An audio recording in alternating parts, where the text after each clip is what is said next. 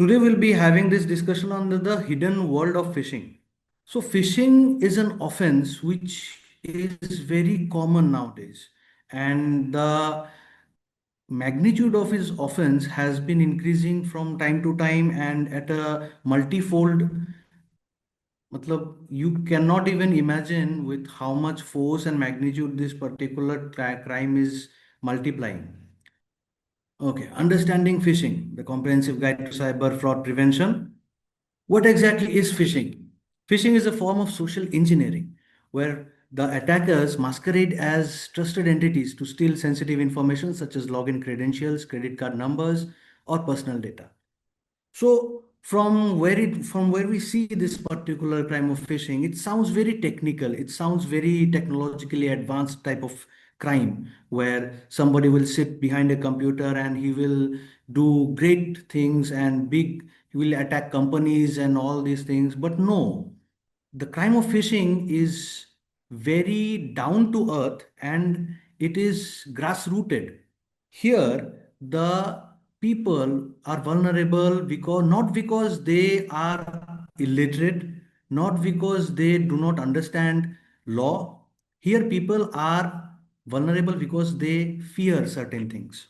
What is the bait here? The bait here are fraudulent messages, emails, websites, and what is the hook? The hook is urgent requests for enticing offers and prompt immediate action. So, have you imagined why the word phishing is used? It is very similar to fishing, Fishing, where we catch fish from the pond, right? Here, the perpetrator is also using the same technique.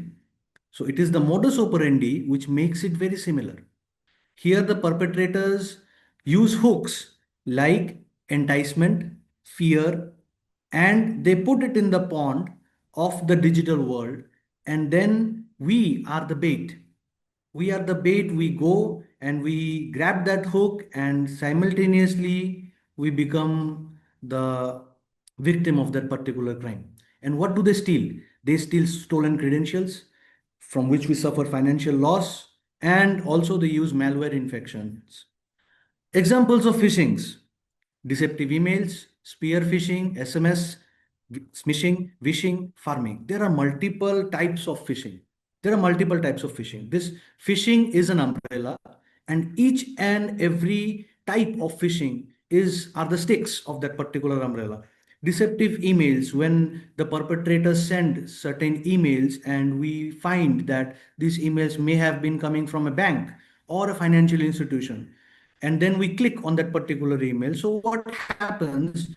Our system gets hacked, and simultaneously we go to a different website where that website does not belong to the financial institution or the bank, where we put our credentials, and then the rest is history. Our bank account gets empty. SMS phishing and wishing are the modern techniques which the perpetrators use, like sending SMS and then sending certain links with it. And in recent times, KYC updates and credit card blocks, debit card blocks, these are certain very easy methods by which the perpetrators get to your phones, and from your phones they get into your bank accounts, and we are actually the people who allow them. And voice calls, obviously today we have multiple folds of voice calls, like starting from digital arrest till kidnappings. Like the old people who are sitting home alone, they get suddenly they get a call from somewhere and they say that your son or your daughter has been kidnapped, or your son or your daughter has been inside a cell of police and we have arrested them, so we need to verify whether you're the parents. Then the main modus operandi of these perpetrators is fear. So fear is the primary modus operandi on which they operate. So without fear, they will actually not be having so much of room to play. But then again, and we feed on that particular thing. We have so much fear within us that we give them all the credentials.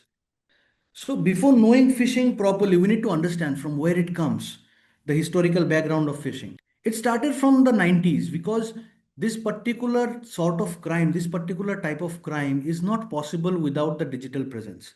And the 90s was the booming point of the digital presence. Early AOL attacks, America Online. American Online was a call center where this particular phishing actually took place, and this was the first time where certain attack came into the picture. At that time, there were no cyber crimes or like so much of cyber crimes, computer related crimes. It was more of phone calls, credit cards. So these things were more concentrated on that. Then 2001 to 2005, in that particular era, the corporate entities were the targets. The individuals were not the targets. The targets were the corporate entities from where money was transferred from one account to the other using fake credentials and fake accounts. Then 2006 to 2010, the perpetrators got slowly sophisticated with time and with technology. Then advanced malware, fake website, international crime rings, they started growing. So making fake websites and taking money from people, deceiving people through fake websites became their modus operandi. And after that, the main picture started when social media came into the ballroom. 2011 to 2015, Facebook, Twitter, LinkedIn became their breeding grounds. So these are the social media platforms where people socialize and then they get into ads. And from there, the perpetrators started adopting a certain new technique that they made fake IDs, fake profiles from where they used to talk to people and then entice them to provide them money or blackmail them in certain operations.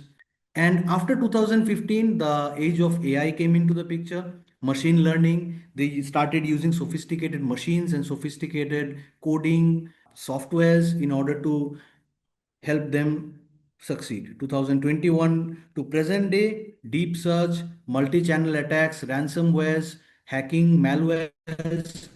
These are the primary tools which the phishing attackers use nowadays. So, this is the hidden phishing ecosystem. As we know, phishing is a systematic circle. It's a systematic chain of circles. And it is not one person who is involved in the entire circle. It's a total chain of syndicate. We have developers who actually create the phishing kits and malware tools. They have highly educated and highly qualified people who are working for them. They code and they create certain softwares, malwares, which actually gets injected into the system. And then we have hosters who provide infrastructures for these people and provides platform and place for these people to actually breed into. Then we have money mules. We have a huge number of money transferring from one account to the others. So this money needs to be managed and it needs to be managed very quick. So these people are the concerned authorities who actually are dedicated with transferring the money from one place to the other without wasting some time. Then we have the spammers who actually execute the particular system through the individuals. How the fraud networks operate. The first they select their targets, then they have their toolkit assembly ready for that particular target and that modus operandi. Then we have a campaign launch, the way they deploy that particular modus operandi, and they harvest their data. So in the present time, there are certain monetization methods which they use, like they use direct banking frauds, ransomware deployment, identity theft services. These are certain things which they use in a very regular basis. And the worst part is whenever money gets transferred from one account to the other, or whenever a person's money is being stolen, at that particular time, that money, it is very difficult to trace back. It is very difficult to trace back that money. Why? Why the money is so difficult to trace? Because the moment this money gets transferred from one account to the other, that money gets transferred and it changes its shape from currency to cryptocurrency. The money is transferred into cryptocurrencies and then it is taken out of the country. So that is the exact reason why that money cannot be traced back, why these people cannot be traced back, because one person will not use more than one number for one. It's a one method, One person will use one number for one phone call. So that means what? We have a huge gap within the telecommunication services, that how do these perpetrators get access to so many phone numbers, so many SIM cards, and so many other platforms where they perform this particular crime. Recognize red flags, how to spot phishing, urgency and fear. Like whenever any bank employee or any sort of financial institution or any other person who will be dealing with your finances will be calling you for something, maybe a KYC update, maybe or updatation in the credit card, debit card, whatever it may be. At that time, that person will not indulge into urgency because it is his work to do so. And if you opt to upgrade your credit card, if you opt to update your KYC, you can always say that I will visit the branch and will do so. But then again, in phishing, what they will do, they will try to impose that urgency and fear, but saying that if you don't do it right now, then your account will be blocked. If you don't do it right now, then your money will go away. We cannot save you from losing your money. All these types of urgency will actually point towards phishing attacks. Suspicious links, any links which you are not trusting, any link which you know that should not be at my computer right now, that is probably a phishing attack. Request for sensitive information, poor grammars and spelling. This is a new technique which has been in the picture, like a message from Microsoft.com. Okay, for an example, a message from Microsoft.com is coming and saying that in your email, this email is coming, and that mail is saying that forward this link or click on this link to get free access to Microsoft Office. Okay. So now what you do, you get greedy. I am getting Microsoft Office for free. Why not? What we did not observe is that it is not Microsoft, it's Microsoft. A small change in a letter, but it's like a deceptive similarity. The email looks same, the ID looks same, the web page looks same, but there will be a minor change in one small fonted email ID. Microsoft, Microsoft. So all these things we need to make sure that it is in our knowledge. Unusual sender addresses, same thing goes by. So whenever like any digital arrest or any of police proceedings, suppose few years back I received a cybercrime threat. I received a call stating that आपके नाम पे एक parcel आया है. We have received a parcel in your name and it has questionable objects and you will be arrested, this and this and this. So the sender, when the person told me, I told them, okay, fine. Then if you are so, if I'll be arrested, then there needs to be a warrant. So you please inform my nearby police station. They will come and they will take me. Then he went to the phase one, fear and urgency. Then he started saying, नहीं, आपको डर नहीं लगता, you are not scared. Why are you behaving like this? You don't know whom you're talking to. And they have a circle. And they have a huge circle. Okay, fine. He gets angry, he cuts the call, and somebody else calls saying that you talk to him rudely, this and this and this. So it's not like one man job, it's a huge circle. There are people sitting and they are actually doing it in a cluster. So to understand that, I will give you a very good example. Like we all are in a digital age and we all consume digital multimedia, right? So we all have Netflix. So in Netflix, there is a series called Jamtara. So those who have watched it, that's very good. Those who have not, please do have a look at it. Jamtara actually exposes a huge phishing racket within India. And we will be astonished to know that the people who actually execute these attacks are not someone technologically so sound. They are simple villagers who need money and they were trained in such a manner. They have a fabulous vocabulary, they have a fabulous speaking skill, and they work in houses like call centers. They have buildings who are 3 to 4 stories underground, and each and every floor accommodates more than 200 to 300 people sitting in cubicles, and they actually commence this crime from 9 to 5. It's like a job, like a BPO job. So this kind of huge racket has been exposed in Jamtara, and this is influenced by true events. So please do have a look at it. You will have a very good movie, you will have a very good experience, and also you will get to know a lot of things which we are not aware of. When I saw this series, I was very much in shock. Such kind of things are happening. Why phishing matters more than ever? Why is phishing such a big problem? Phishing is a very big problem because people are losing money. People are losing money at a huge scale. We have no idea how much money is being lost by so many people. I will give you a data. Like in 2020-21, this all started matlab, in at a huge scale. So in 4 years data, we will see that in 2020-21, 1,95,000 phishing attacks actually occurred throughout the nation. 1,95,000 phishing attacks.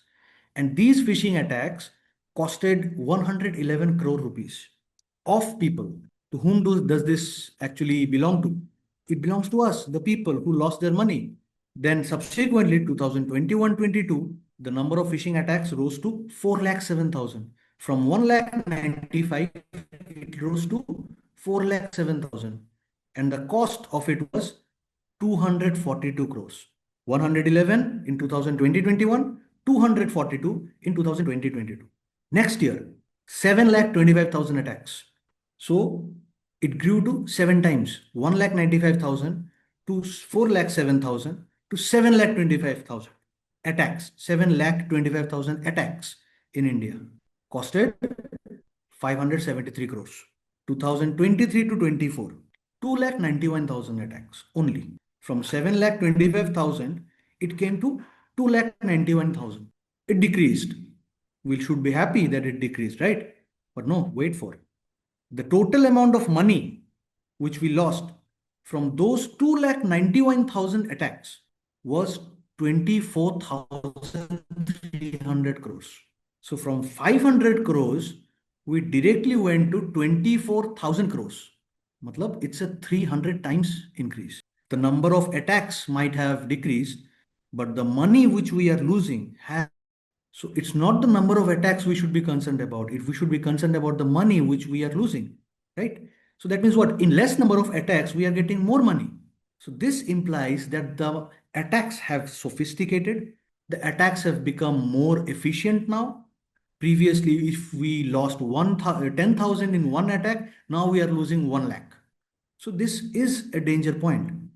So this is the statistical data 2020, 21, 21, 22, 22, 23. So we see a gradual rise in 21 to 22 to 23. But then again in 24, what happened? It declined. Sudden decline in the number of attacks. But then again, the total number of money which we have lost is huge, 24,367 crores. Understanding the 2023-24 anomaly.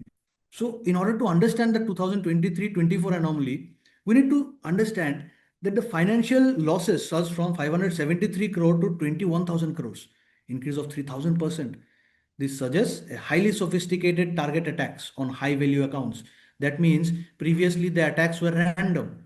Anybody could have been a victim. But now the attackers are so sophisticated and they use so technologically advanced operandis through which they can identify which are valued accounts, which accounts have more, attack those accounts which have more money and are vulnerable. Just like previously in maybe in 2021-22, me, you, anyone could have been attacked. But now the attacks are more filtered to, like, for an example, a person who is retired, who has retired and has all his gratuity money, everything in his accounts, and he is not technologically advanced. So attacking him will actually give the perpetrator more profit rather than attacking me and you. Essential protection strategies. What strategies are essential in order to protect ourselves? Verify before you click. So whenever you click any link or any sort of even images, we need to be verify that. Then keep software updated. Always keep your laptops, phones, software updated because these are minor changes which the companies do in order to block certain malwares. Install security softwares. Use strong authentication. Passwords are something which we ignore. We ignore setting strong passwords. We try to set passwords which we can easily remember. But then again, using strong authentication passwords are very important. Stay informed. It is our responsibility as citizens so that we are informed about all sorts of phishing attacks, all sorts of cybersecurity threats, so that we can safeguard ourselves. Report suspicious activity. Any sort of activity which you are getting, that should be reported to the authorities as soon as possible. Psychology behind the attack. So we need to understand that phishing attacks are not only something which is targeted to our bank accounts. Phishing attacks are also targeted to our psychologies, our mindsets. So the perpetrators not only do a crime like we go somewhere and we hit someone. That is a physical crime, we do it. We have mens rea, we have actus reus. Then here in this phishing attacks, it is more of a psychological warfare. Cyber criminals exploit the fundamental human emotions. What kind of emotions? Fear, urgency, greed. One sort of modus operandi was very famous in the early years. Kaun banega crorepati wala message.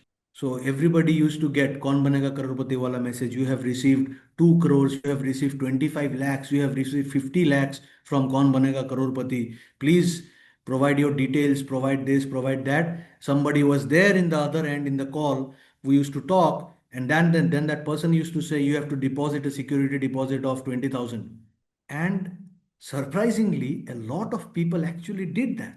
A lot of people said 20,000 देंगे तो 2 लाख मिलेगा.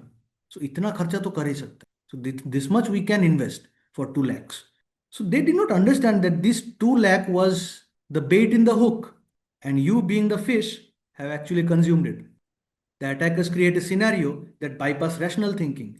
The scenario which will be created to you within that video call or phone, it will be so irrational that you will lose your ability to think at that particular point. I have talked to bank account managers who have lost money in phishing. The same manager has given a cybersecurity lecture 2 months prior to him losing 10,000 rupees through a phishing attack. So when I went to talk to him, then he said, Sir, मुझे पता ही नहीं चला. I could not even understand when this happened, how this happened. It was a bank message. I thought it was from the bank. After I lost the money, I scrutinized the email and then I saw that there was a different letter in the email ID. So see, one different letter and all of this changed. The same person who was giving awareness to everyone 2, 3 months back lost money through the same modus operandi. So it's not the awareness, it's the promptness. At the moment when we receive such attack, momentary promptness if we are having, then we will be able to tackle that particular attack. Fear, urgency, authority, greed, these are certain things which they socially create. So in jurisprudential aspect, this is known as the social engineering. So they create a social engineering. They are engineering that particular scenario in such manner that you will be forced. You will have no other option than to comply with them. They will manipulate your thoughts in such manner and they will target your vulnerable points. Common types of phishing attacks: email phishing, spear phishing, smishing, vishing. These are all different types of phishing attacks. But currently, in our practical scenario, we have a lot of threatening phishing attacks. Like one type of phishing attack which is very dangerous is the honey trap. Now, a lot of teenagers use social media. They are into social media. They socialize more in social media in rather than their real lives. So here what happens, randomly you get a message from some profile, some ID, and then they indulge you to talk. You start talking to that person, then a video call starts. And in that video call, some explicit content is being showed. And what the person doesn't know is that this particular video call is being recorded. Every movement which is done by the person, both the ends, is being recorded, and the other end of the video call is a recorded video which is being shown to you. So the teenagers fall prey to this particular form of attack very, very easily. And very often this kind of things happen. And then again, we have more filtered, more sophisticated attacks, like we have dating apps where the phishing perpetrators masquerade as female or male people and then they start talking to others. Rather than meeting, they start doing video calls and taking money, gaining their trust, and maybe they will send a file which will actually hack your system, or send a malware or something of that sort.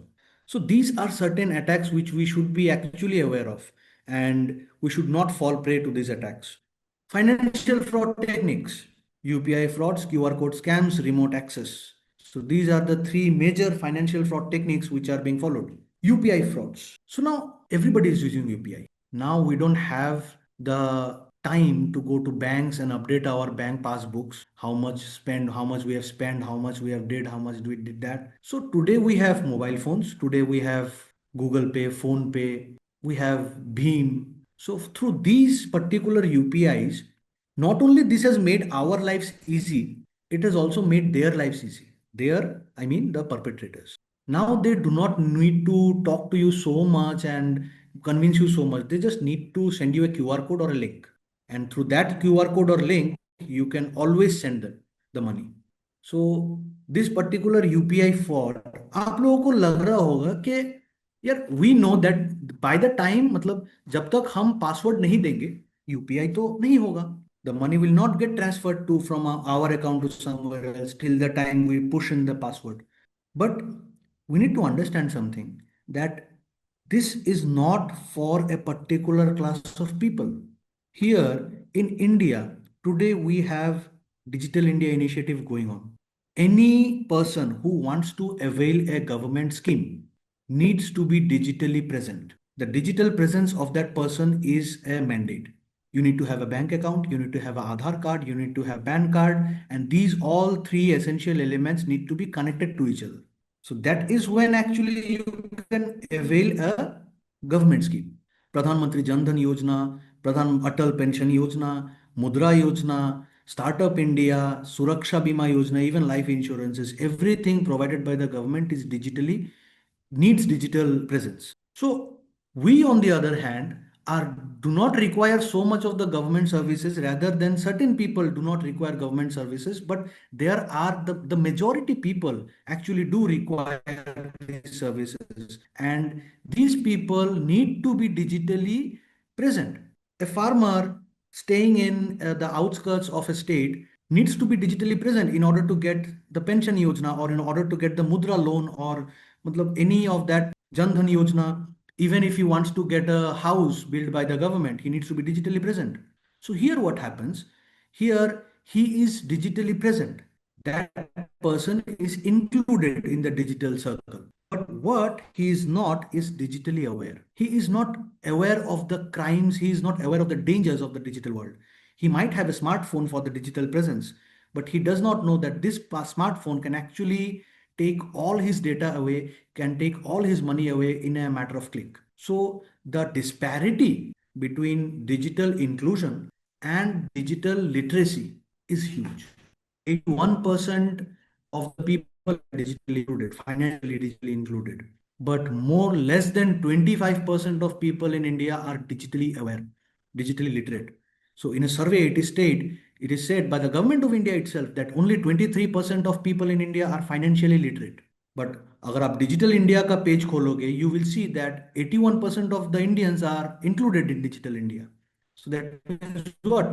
81% people have digital presence, and only 23% out of these 81%, not the 100, out of these 81%, 23% people are financially literate, digital financially literate. So that is a huge gap. And that gap is the breeding ground for the perpetrators. Judiciary. Now we'll see the role of the judiciary, what the judiciary has to say about phishing attacks.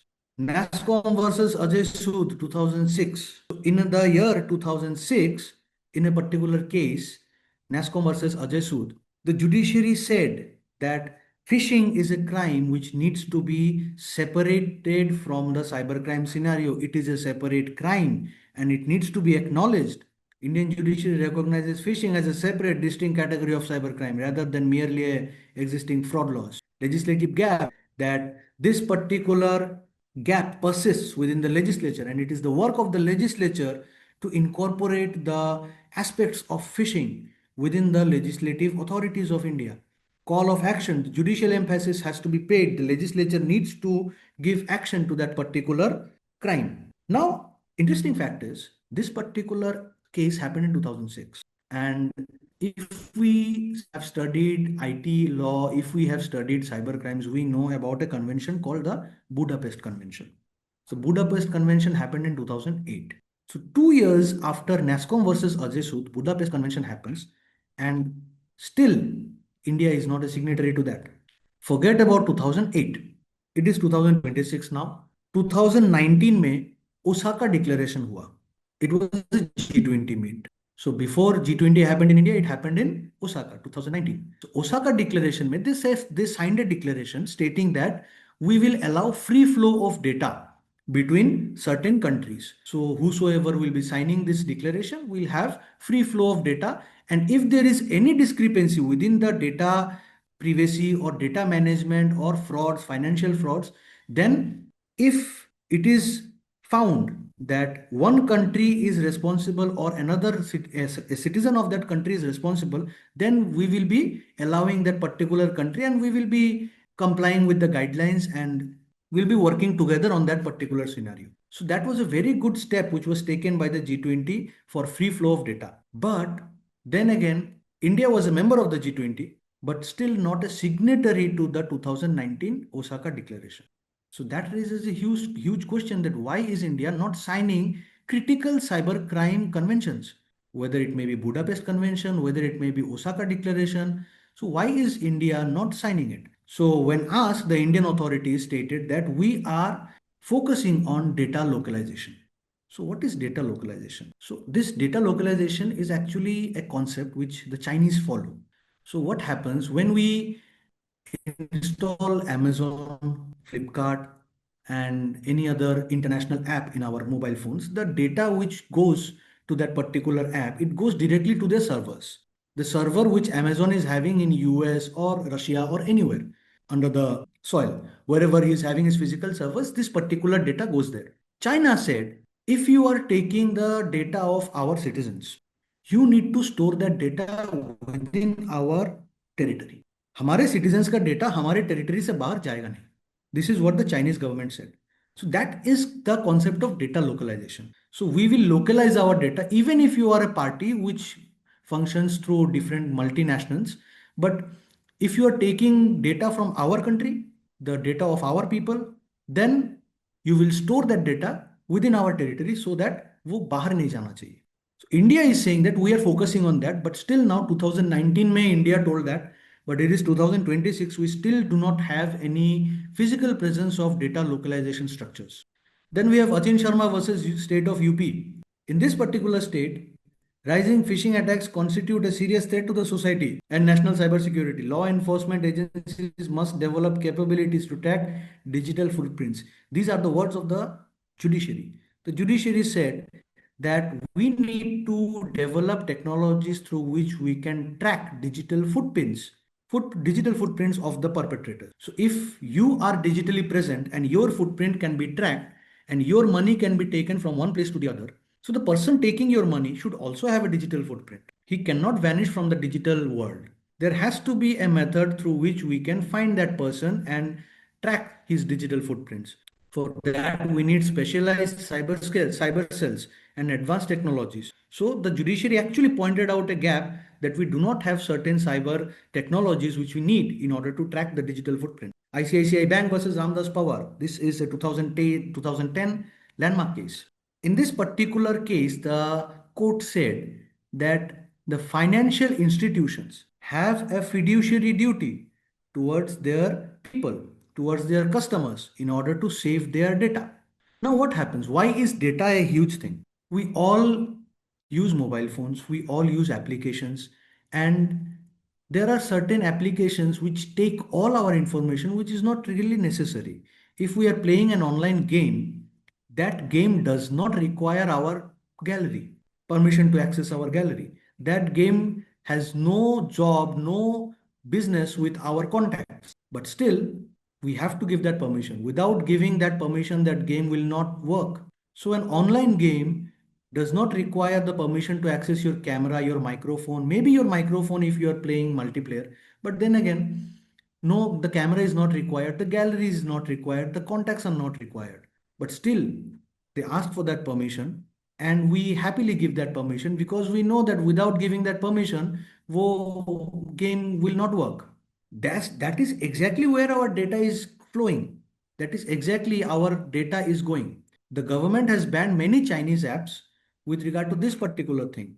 Okay, they are taking the data of these of the Indians, and then we do not have the data that where this data is going.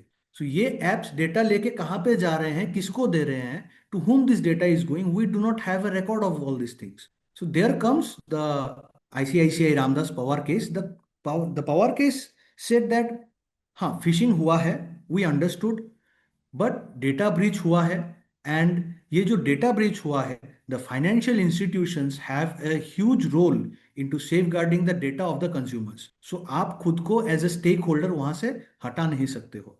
You are a stakeholder, and you being a stakeholder will be somewhere accountable with regard to the phishing attack. Global versus Indian legislative framework. Now, let's dive into the legislature. What is there inside the legislative framework of phishing attack? Why is phishing attacks so big in India? Yes, it is also big in other nations, but they have technologies and they have laws by which they can find out कि आपका पैसा कहाँ जा रहा है, and somewhere recover your amount also.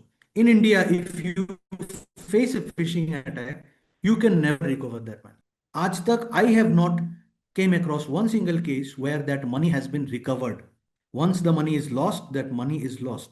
And as I said earlier, once that money is lost, that money directly goes to the cryptocurrency in the form of cryptocurrency. The form of the currency changes. So since India has no authority or no framework in order to trace cryptocurrencies or acknowledge cryptocurrencies, so right now cryptocurrency is the best methods by which these people actually change the form of your currency and then they take it outside the nation. So in the world, the three or five countries which have the best phishing legislations are US, UK, China, Canada. UK as a whole, we talk about the GDPR and European Union included. So they follow the same legal procedures and legislations. So in all these countries, China, USA, UK, and Canada, they have separate anti-phishing legislation. Phishing not only has been acknowledged as a separate crime, it also has been mitigated, or it also has been stated in the legislature that this is a separate crime and it needs to be acknowledged separately. So we need a separate legislation for that. Clear jurisdiction. India में cyber crimes का सबसे बड़ा issue यही है that we do not have clear jurisdiction.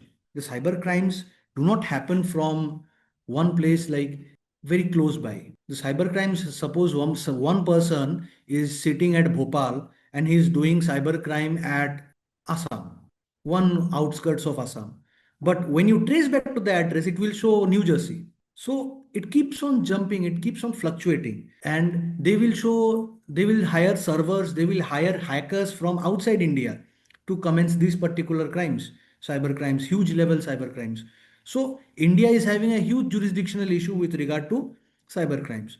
But then again, a clear jurisdiction is present in the Chinese legislation, US legislation, UK legislation, and even Canada. So I was surprised when I looked at the Chinese legislation. The Chinese legislation I find is the most efficient legislation when it comes to cyber crimes and mitigating phishing attacks, because the jurisdiction thing in China has been addressed so beautifully. They have said that anyone who is attacking a Chinese citizen, whenever that Chinese citizen will be attacked, then it becomes the case of China. The Chinese legislation have clear jurisdiction on that person.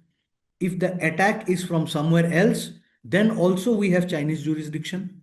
But if the victim is Chinese, this is all we need. The victim needs to be Chinese. If the victim is Chinese, then the Chinese jurisdiction fits ekdam perfectly. And then the Chinese legislation also holds the stakeholders accountable. They have particularly identified certain stakeholders like telecom services, like we have Geo, we have Airtel. In China, they have separate telecom services. So these telecom services are held accountable. Okay, despite your presence, despite your security, how can someone call another person for a fraud call? What is your accountability in that particular scenario? The Chinese have also called the financial institution stakeholders. They are also held accountable. Even internet service providers. If the internet is being used of that particular company is also being held accountable in China. So, stakeholder accountability, clear jurisdiction, and financial literacy rate. These are certain things where China, US, UK, they are way ahead of the Indian legislation. In India, we have the current DPDP Act, Digital Personal Data Protection Bill Act, which is incorporated in 2023. But still now, the physical execution of that act is lacking.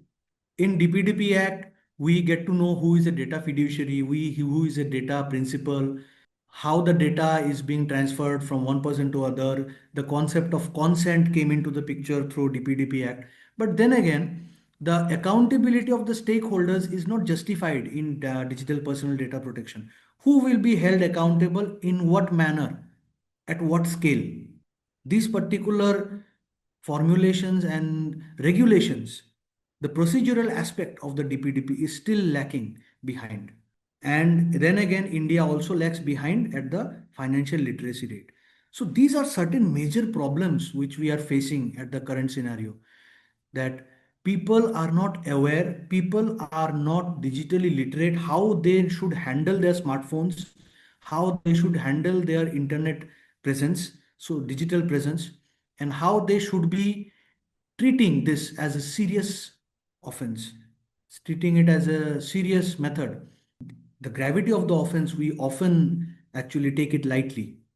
Official recommendation and policy, critical recommendation for policy actions, enact specialized legislations. India desperately needs a specialized legislation for phishing attacks with special reference to financial frauds. Establish multi-stakeholder framework, define the jurisdiction clarity. Even we have a digital personal data protection act, still we have a question of jurisdiction. I really do not understand why we still have a jurisdiction question. We had the IT Act in 2000. Several amendments act happened in IT. Then for cyber crimes, we have digital personal data protection and we have BNS, which defines cyber crimes, which defines organized crimes. Section 111 beautifully defines organized crimes. Cyber crimes have been acknowledged in BNS, but still we have a huge jurisdictional issue when it comes to cyber crimes, and execution of that jurisdiction is more difficult because in cyber crimes, what happens, we do not have the adequate infrastructure to track digital footprints and to track the jurisdiction of that particular matter. We know might this attack might have came from Pakistan, or this attack might have came from China, for etc countries, but we do not have that mechanism. We just can click and find out that how and where and which place this attack belong from. And even if we have, we do not have a official signed declaration at an international level so that we can take help of other countries in order to mitigate that crime. These are the essential prevention strategies. Artificial intelligence is being incorporated in this particular sector for a very long time now. Now, as I said, in 2023-24, the attacks which have decreased, but the number of losses of money which has increased. AI has a very huge role to play there because AI is helping in making deep fakes. AI is helping in filtering the accounts and their credibilities for the perpetrators, and they can adopt malwares, they can change voices now. So they have multiple sophistications through AI. Stay vigilant and protected. You need to think before you click, you share your knowledge, educate your friends, and you keep yourself updated on a regular basis. Key takeaways: stay alert, protected information, safeguard your OTPs, pins, login credentials all the time. Make sure you have a strong password and verify everything before submitting to somewhere. Act quickly if you suspect something fraud. And we have cybercrime.gov.in, which is the official website. And if we go to that official website, we have a separate sector for financial fraud. So please go through the website. Please check, even if you do not have a attack, but still you need to be vigilant. You need to know how these things work. We have a toll-free number for financial frauds separately, 1930. So I would like to say that stay vigilant and please be prompt with regard to cyber crimes. Thank you. How Yes. is mens rea established in such cases? In such cases, the mens rea is established through the modus operandi itself. So whenever the madam mens rea establish करने के लिए ना ma'am we need to have that person in front of us. So first of all, we are not getting the perpetrator. That is the huge problem. वो jurisdiction में आ जाता है. That becomes to the jurisdiction. And then again, even if we get to know the perpetrators, reaching that perpetrator becomes a huge task. So establishing mens rea comes way after that. So the moment you find that my account is being empty and the other person has told me that he will help by sharing that OTP, he will help me unblock my account. So that is exactly when the mens rea gets established. You mentioned artificial intelligence. Are there any AI softwares that can help us alert that there is a phishing attack that you are aware of? Yes, there are multiple AI softwares who are integrated within operating systems as well as they are present online. They come at a price. So they are anti-phishing softwares. We have certain anti-phishing softwares which actually will help you through the email process. That is the best we have reached. वो email process तक hack मतलब alert आ जाएगा that maybe this site is suspicious. Like we have true callers, right? We use true caller, we get spam calls, the front becomes red that this call is indicated as spams. Are there any courses that lawyers can undertake or area? As of now, there are no particular courses for phishing attacks, to be very honest. And courses, I will, if the participants are ready to be in touch with plea, then I can share it with you in some time. Sir, what digital evidence has to be produced before the courts in such cases? In such cases, first of all, the first primary thing which the victim should do is lodge a complaint to the cybersecurity officials, and in that complaint itself, all the regulated documents, that is the screenshots, even the screenshots will do, the IP addresses, the mail which have actually caused that particular attack, the phone numbers in the regard if you are getting a voice message, then if you are getting through a phone call, then the phone numbers, the time, date, everything, your basically your device becomes your evidence at that particular sort. Sir, NM is asking that the bank account was debited. They went to the police station, but nothing happened. Kotak bank account. Yes, So, I what to do? understand. I understand. So this is a case, this is a scenario which is very common in this thing. I would request you to, rather than going to the police station, try, sir, cybercrime का portal में try to file a complaint, official complaint. The banks will always raise their hands. The bank will say we do not have any authorities. मतलब cyber crime का headquarter will say that why do you give such entertain such phishing attackers. So it's basically a harassment. So it's better if we finally lodge a complaint online through the cybercrime.gov.in. Here when we go there we will find a specific criteria, specific side for a financial fraud. So here the date, time, and all the credentials of the financial fraud shall be filled in by the victim, and then the cybercrime government will automatically take cognizance to that. But I would like to say, from my experience, I don't think the money will be anywhere coming back. So it's rather we need to focus on the prevention rather than this particular cure, sir. Can you shed some light on cryptocurrency? Is it legal in India? And can we invest in No, cryptocurrency? cryptocurrency is not legally acknowledged. So I would not say it is illegal, but at the same time, it is not legally acknowledged. That is how it is made illegal. So anything which is not legally acknowledged cannot be considered legal in India. So cryptocurrency, since lacks the legal acknowledgement of the country, so we cannot deal in cryptocurrencies in India. So we have certain applications which actually deal with cryptocurrencies, but then again, that is international in nature and it is global. So if anything happens, any sort of fraud happens in that, the government will never take cognizance to that because it is not acknowledged, and we do not recognize, as India, we do not recognize cryptocurrency as a form of currency.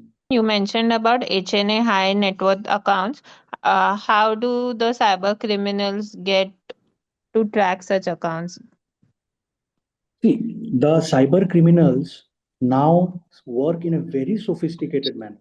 They have, as I mentioned, they have legitimately working call centers, and from your data, whichever you are providing through multiple apps, multiple, matlab, any sort of one, one thing I will try to acknowledge. The Supreme Court has mentioned that Aadhaar card, if we go across the Pottuswamy judgment, the Supreme Court has mentioned that Aadhaar is not an identity certificate. But then again, whenever we try to open a bank account, we need Aadhaar card. Whenever we go for any financial schemes, we need Aadhaar card. So, what is the purpose of Aadhaar card if that Aadhaar card is not even a certificate of identity? When asked this question, the government was very clear to say that Aadhaar card का जो data है जो हम ले रहे हैं that is controlled by the government, but the collection of data is being transferred to a third party. A third party is actually providing tender, giving tender, and we are allowing the third party to collect your data. So what kind of data are we collecting? We are collecting all 10 fingerprints. We are collecting the retina. We are collecting everything. A digital person we are collecting, to be. So that is how many corporate sectors, many banking institutions, even Google, everyone has our data. So we will be astonished to know that all of them have the knowledge that how much money we have in our accounts. I had the opportunity to talk to a scammer once. The scammer told me that, sir, when we talk to somebody, we have the entire banking history of that person present in our screen. When the person is saying नहीं हमें loan नहीं चाहिए, नहीं हमें credit card नहीं चाहिए, हमको पता है कि उनके बैंक में कितना पैसा है, हमको पता है कि कितना कब क्या कितना ट्रांसफर हुआ है, we know everything. So all your banking credentials data is available to cyber fraudsters. They just need to filter it out using AI tools. That's all. You have discussed the key points, the key takeaways. Any closing remarks, or we can conclude, sir? So, ma'am, as a closing remark, I would like to say that vigilance is the key. We need to be very vigilant, and we cannot afford not to inform, because what happens is the cyber criminal, the cyber security officers, they say that people don't report. So what happens when we don't report? When we don't report, the records don't show that cyber crimes happen. So that is the major problem. And even if we report, it's a long process. When we report, the number of cyber crimes increases, the government compels itself to invest more in cyber crimes, thus the infrastructure grows. It's a very long process. But in the shorter process, what we can do is, awareness is a key, but awareness is not the solution. Vigilance is the solution. We need to be very vigilant, and we do not need to be scared of these perpetrators. That's all. And we need to adopt a thought process where, in short span of time, in the pressure moments, we can actually act vigilantly. That's all, ma'am. Thank you so much, sir, to really awaken us to this menace of cyber The pleasure is phishing. mine, ma'am. The pleasure is mine. It was a great learning experience for all of us. Thank Thank you so you. much, sir. Thank you, madam. Thank you. Thank you for giving me this opportunity, ma'am. Thank you.